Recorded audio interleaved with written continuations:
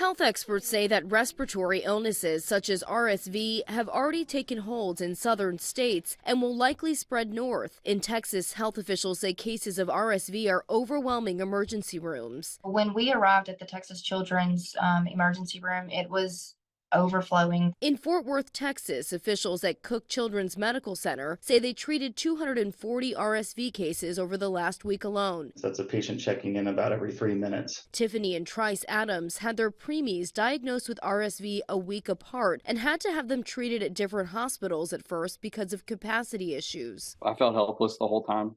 We were just kind of at the mercy of the hospitals. And, we were an hour apart. As RSV season starts, there are 2 new tools to protect babies from RSV. One new shot, nirsevimab, meant to protect babies against RSV, was approved earlier this year, but supply has been limited. The CDC released a health alert in October with new recommendations to ensure the most vulnerable children would be prioritized. This is concerning because while we're seeing the rise in RSV, we're limiting the ability for those kids that are vulnerable to RSV to get the protection they need.